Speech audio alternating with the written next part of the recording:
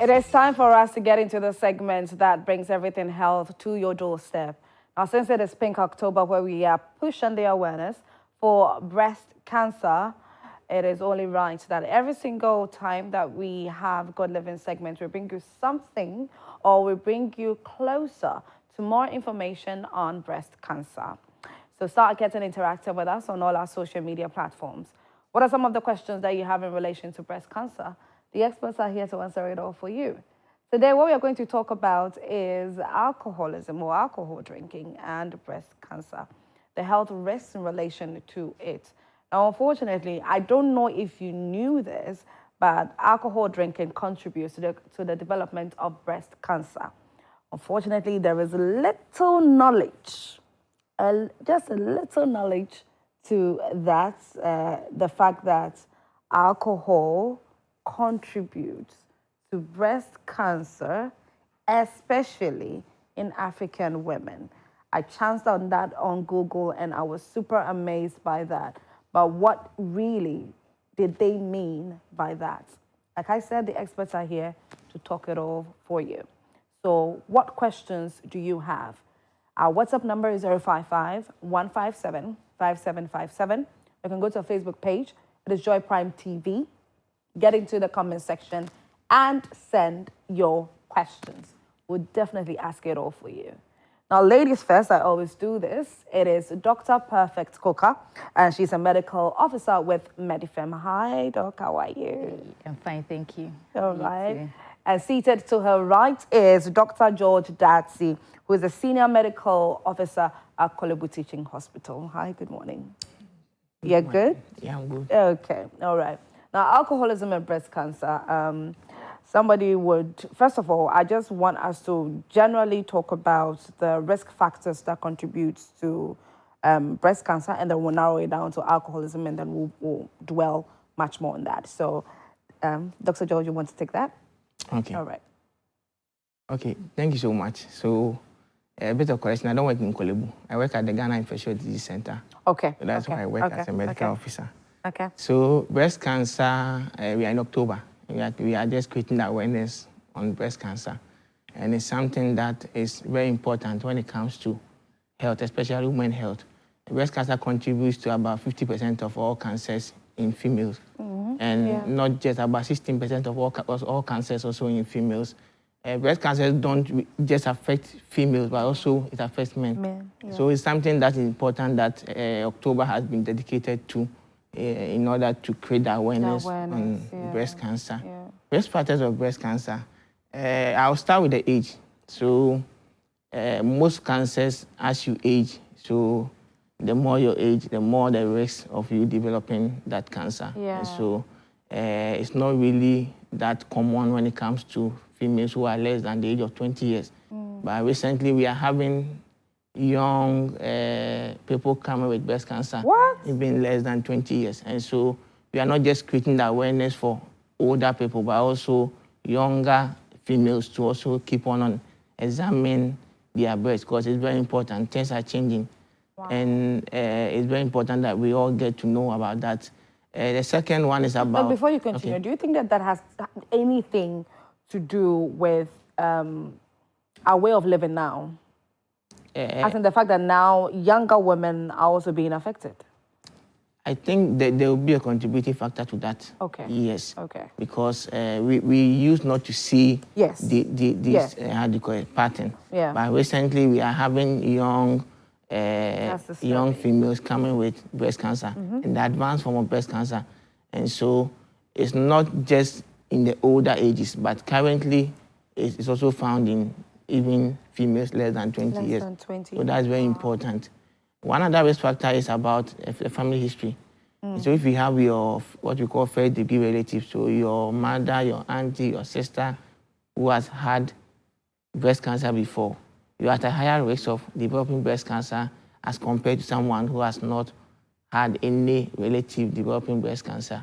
So that one is very important. The alcohol aspect is also the most cancers that we know. Alcohol is a risk factor of most cancers, and also as well as breast cancer. So it's also very important. Smoking is also one of them. Okay. Yes. So I think these are some of the risk factors that I can mention about. I will let my colleague also Dr. continue. Coker. Do I call you Dr. Coker? Perfect. Dr. Coker is fine. Dr. Coker is fine.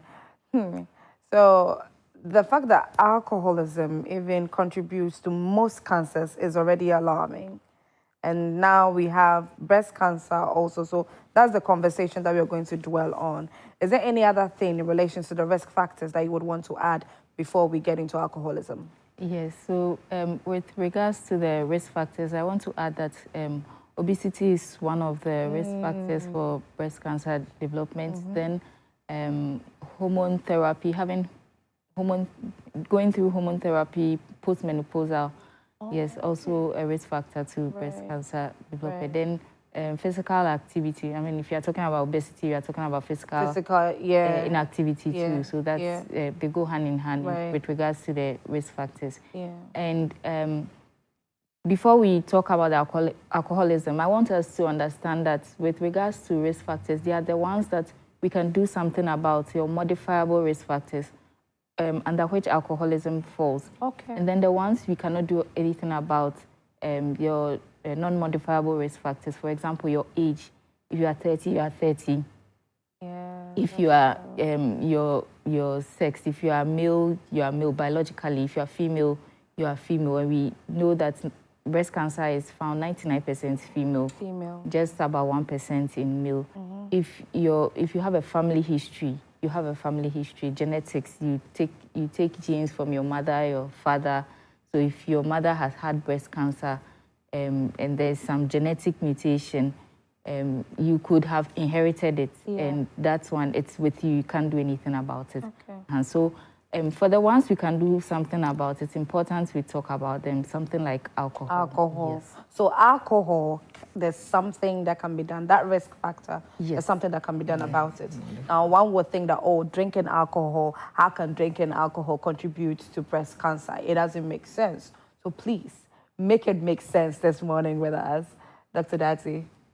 Okay, so I think I'll start with that. Alcohol, as I said, is one of the risk factors for most cancers. So in males, alcohol contributes to cancers, most of the cancers. So not just breast cancer, ovarian cancer, how do you call it, prostate cancer, all of them. And going detailed into how it causes the breast cancer is more detailed. I think I would simplify it. Yes. So literature have it that alcohol can affect some part of your DNA, which can cause this breast cancer. So alcohol is a biological substance. So there are breakdown of some of the particles of the alcohol which can cause this, how do you call it, DNA change and cause the breast cancer. It also affects our hormonal level. So the estrogen, alcohol has a way of affecting your estrogen level. I think my other colleagues said about a hormonal, how do you call it, imbalances as a contributing factor to developing breast cancer. It's very important. So these are two ways that we know that alcohol, how do you call it, is a pathway that alcohol uses to cause the breast cancer, not just only breast cancer, but as I said, also other cancers. So it's about breaking down of the biological constituents of the alcohol that affect first your DNA, and second, it can also cause this hormonal imbalances, and that can cause in a long way lead to the development of the breast cancer. Of the breast cancer. Yes. Okay, Dr. Coker. Now, I'm very alarmed by this, seriously, because you wouldn't easily think that is how far drinking of alcohol could go. Now, do you have to be drinking alcohol for a certain number of time before it does that to your body? Okay, so first of all, I want us to understand that when we are talking about alcohol and breast cancer or cancer in general, we are talking about risks. So it puts you at an increased risk, or it makes you more susceptible, more prone to getting cancer. So if generally we are all maybe at a 1% risk of getting cancer, you taking alcohol, yours may be like a 3% risk or 5% risk, something like that. Okay. Yes. So, and with regards to alcohol too, the quantity of alcohol you are taking and then the frequency of the alcohol you are taking affects your risk. Okay. So if you are taking, let's say you take beer every day, yes, there are people who drink. Dr. Akoka is about to shake tables. My dear woman who loves to drink beer, please listen. So this, to both male and female, even though we are talking about breast cancer, you have liver cancer, you have colorectal cancer, you have oral cancers, pharyngeal cancers, prostate implicated in alcohol use. So let's say you take a bottle of beer every single day. Now, the beer, as it enters your body, as you mentioned, your body will break it down into certain substances which are toxic to the body. They're toxic to your DNA. They'll be damaging your DNA. Your body will try to be repairing the damage as it's going on. Right. But you are still adding more, you are adding more toxic substance to the body. As the body is trying to repair, you are adding more. Every day you are drinking. 1 year has passed. 2 years have passed. 3 years have passed. You are adding, like, you are throwing more insults to your body. Yes. It gets to a point. It's difficult for the body to have that strength to work. Yes, and we have to understand that as we are growing, our body's mechanism of adapting and fighting, you start reducing. Yes, it reduces as you are aging. So as you are growing and then you are still adding more alcohol, give your body more toxic substance, it gets to a point that if all other factors are well aligned, it develops into you have cancer developing. Okay. Yes, and then if you do not detect it early, you have other problems arising. So we have to understand that the more for something that's a risk, the more you are exposed to it, the higher your chances of it causing damage to your body. Yes, and if you are drinking, it's good that you stop. If you stop, it reduces your risk, but because of the previous exposures. I was going to ask that, because wouldn't your body have already absorbed what you have taken from the past? Yes, so what you have taken from the past already poses a risk. If you stop, it's good that you stop, because now you have broken the process, you've intercepted the process at some point, but some damage has been done already, and it may in the long run, all other factors being equal, it may in the long run contribute to it. Yes. So at that point, what can be done? So let me add something to what she said. Our bodies work differently. Okay. So someone may consume a lot of alcohol and may not develop any breast cancer. It's not fair. But you may just consume for a few years and you may have yes. So that's why we call it a risk factor. Yeah. So someone is like driving on the road, right? Overspeeding is a risk factor for accidents, right? Yes. True. Yes. But someone who speed will drive for years and be perfectly fine. Yeah. Yes. So we should know that our bodies work differently. And so someone's risk factor may not necessarily be your risk factor, but the alcohol is a risk factor for everybody. But also, that's still less scary then, because somebody out there would think that, okay, if this is what doc is saying, then it means that there's a probability that I know my body very well, so my body might be able to fight it better than somebody, so I'll continue drinking. No, so you don't know how your body will react to. Yes, no one knows. So that's why we are creating the awareness that you have to prevent it, stop it. Yes. Right, you have to stop taking the alcohol. Right. As she said, anywhere you've got into, right, just know that it's not too late. You can stop. Yeah. And not just the breast cancer. Alcohol does a lot of things that we can talk about. It affects the liver, it affects every system in the body, from your brain to your gastrointestinal tract to your liver to your... It's a risk factor for even hypertension, which is causing a lot of strokes, heart failure, heart attacks. And so anywhere you've got into, it's not too late. You can stop.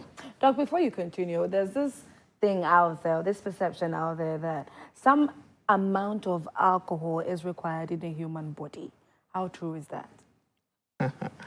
So let me be careful to answer this question. Okay. Because, you know, technically, most of the food that we eat, alcohol comes about as a result of fermentation. Okay. And so even when food ferment, there's a bit of alcohol inside.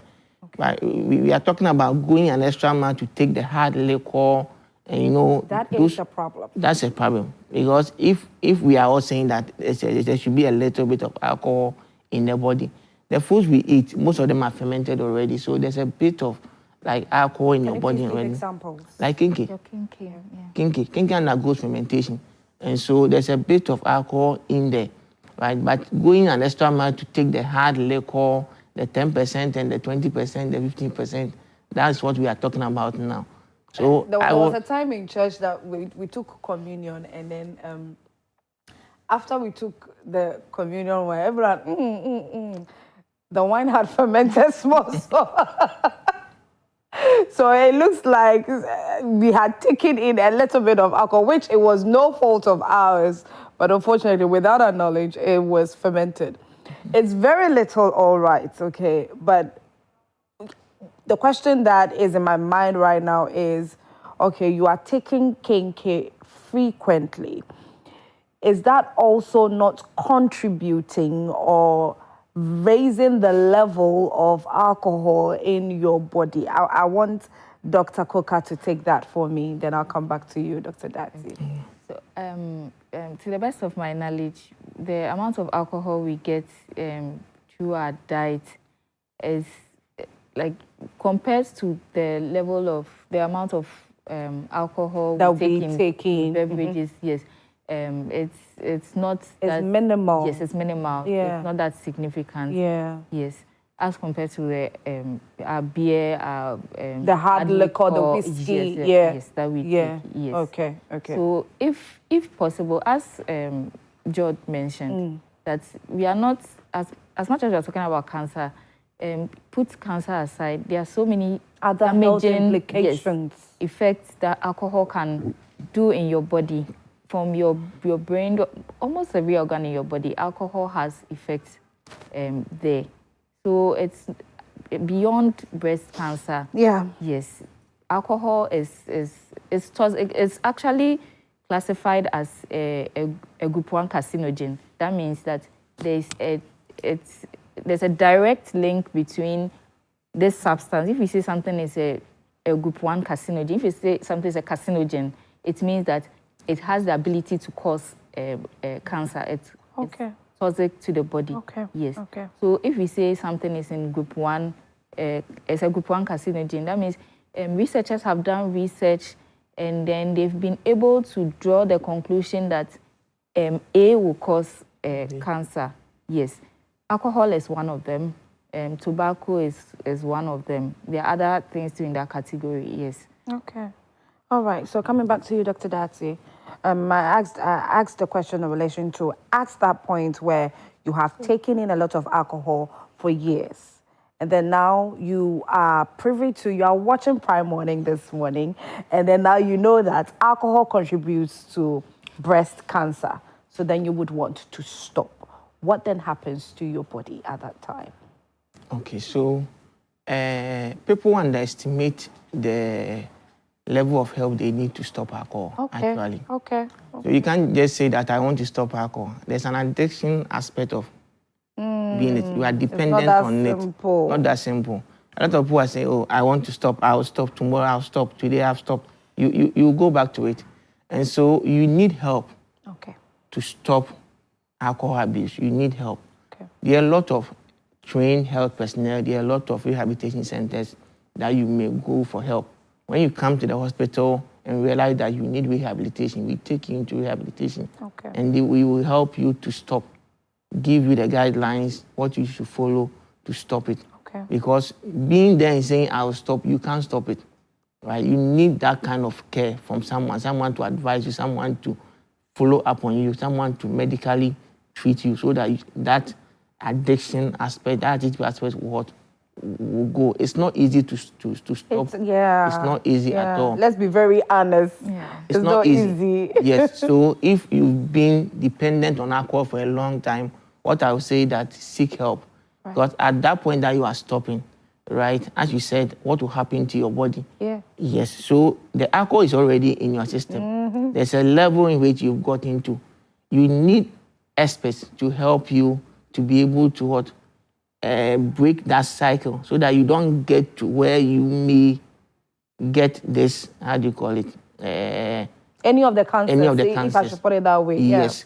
Yeah. And so you may already be have been exposed to it, Yes. right? Yes. The risk would have been there. Yes. But at least we can slow it down. Right. Right.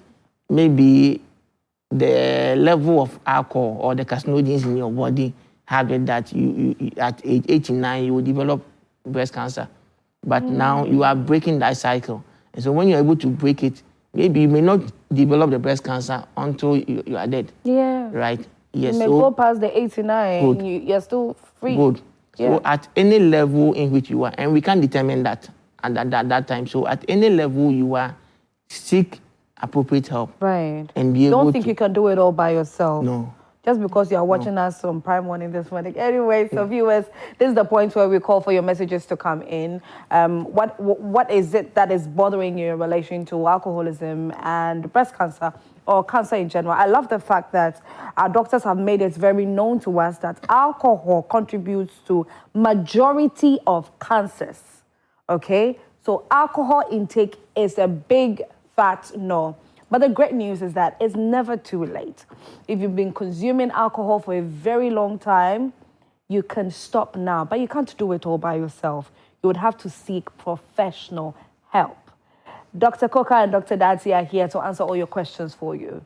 We are talking about alcoholism or alcohol drinking that contributing to breast cancer, since it's breast cancer awareness. So the WhatsApp number is 055-157-5757. It's on your screen right now.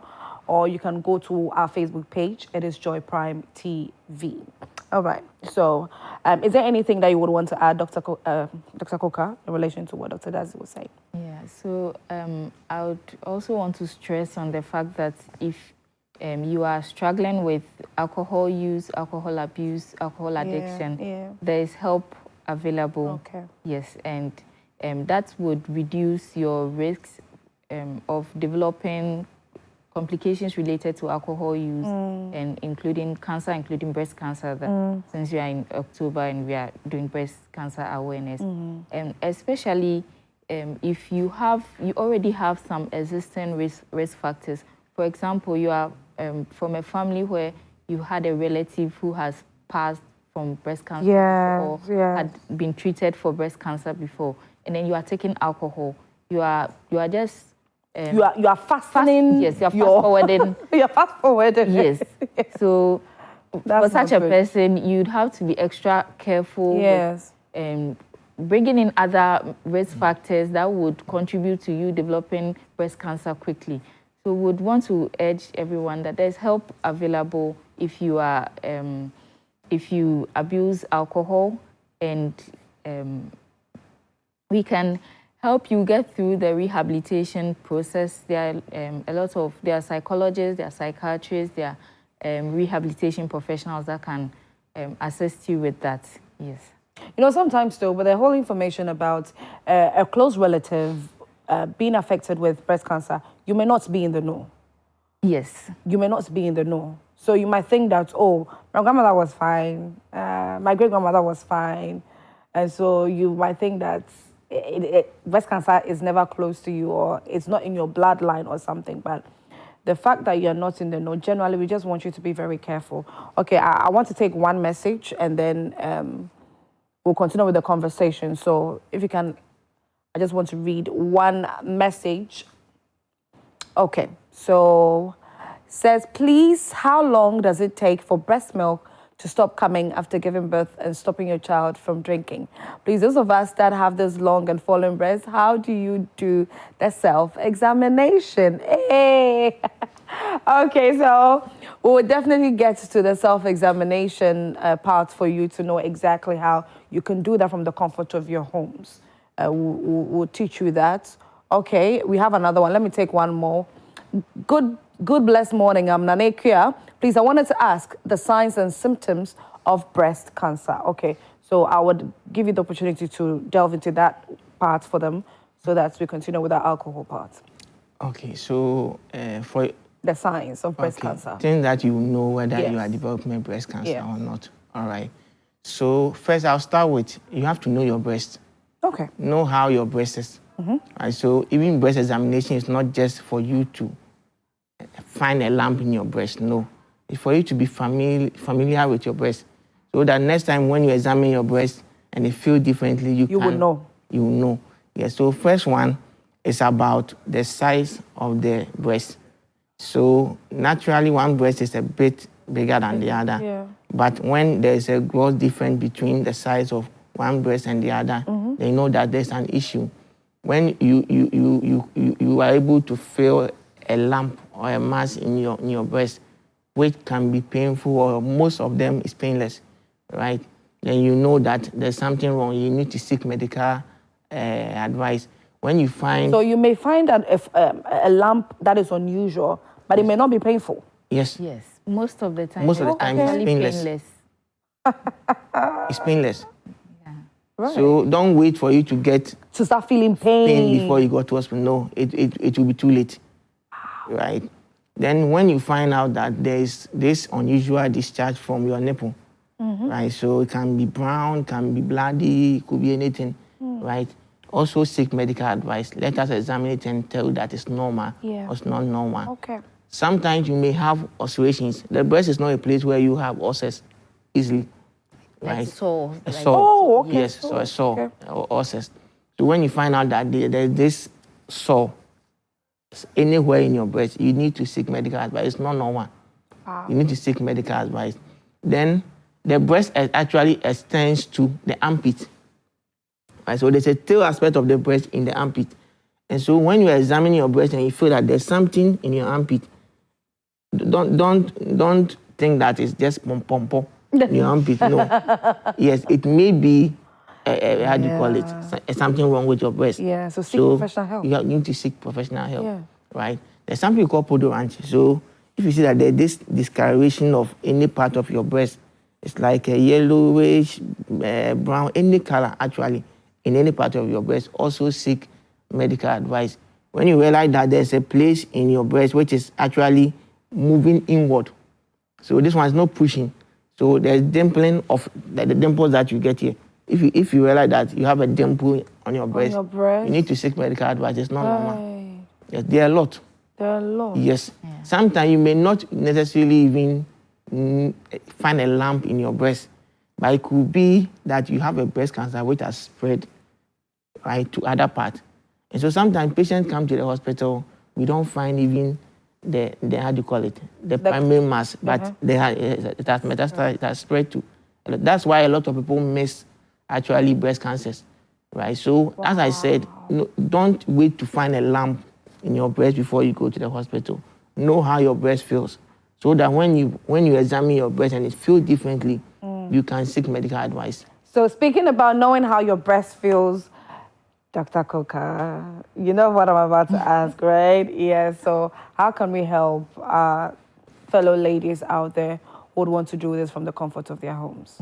Okay, so self-breast examination. Okay, so self-breast examination, we, as George mentioned, we are emphasizing on it because we want everyone to know how their breast naturally feels.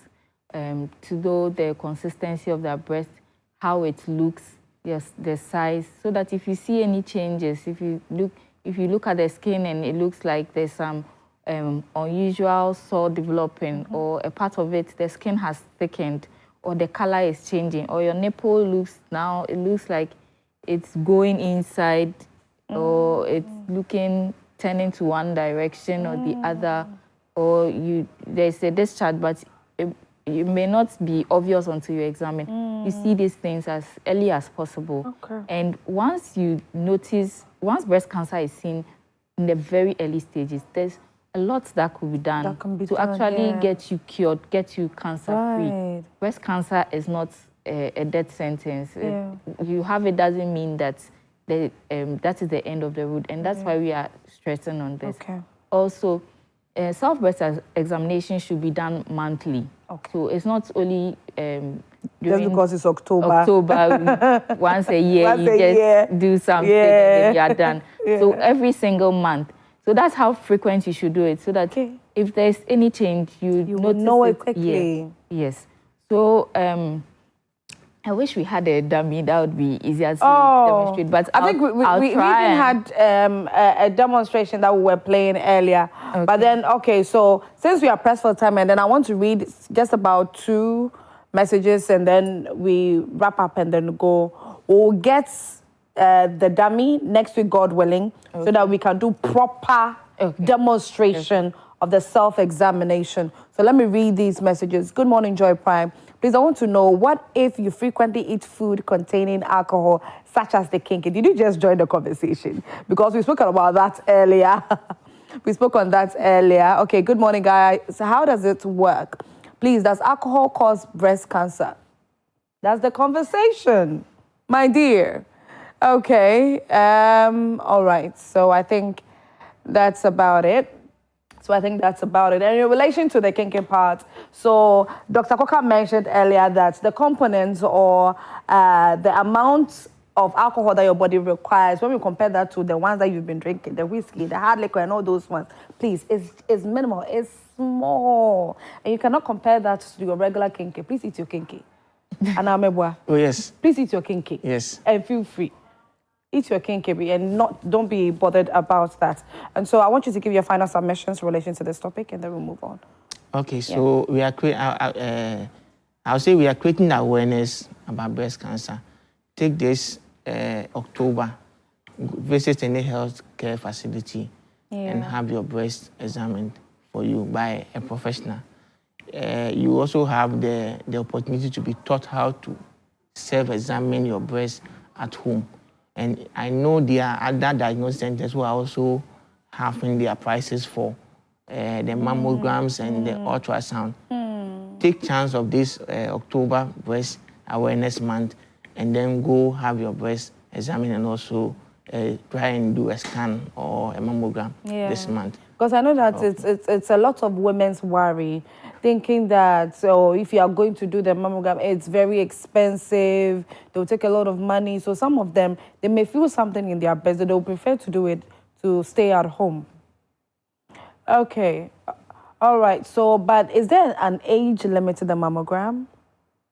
So normally, the difference between the mammogram and the ultrasound, we normally advise that if you are 40 years and above, because of how the breast density now goes down, and so it's not, your breast is not that highly dense, and so you can go in for the mammogram. Okay. But if you have a lot of breast tissue, your breast is dense, then you go in for the ultrasound. Is there a lot of breast tissue? So as someone asks, when your breast is flat, right, it means that you are now talking because the mammogram is a plate, and so we put your breast on the plate. Right, then we take the image. But for the ultrasound, you need a probe to be able to examine the breast. And also, yes. So we normally advise that after a 35, 40, especially 40 years, you go in for the mammogram. But less than 40 years, you can do the ultrasound. Oh, that's perfect. Yes. I'll come to you to give your final submission. But let's take some more messages. This one says, my left nipple is so hard and there's a lump inside. What can I do about that? Seek professional help. Right now, please. Get up, get dressed, and go seek. I don't even know how to reiterate this.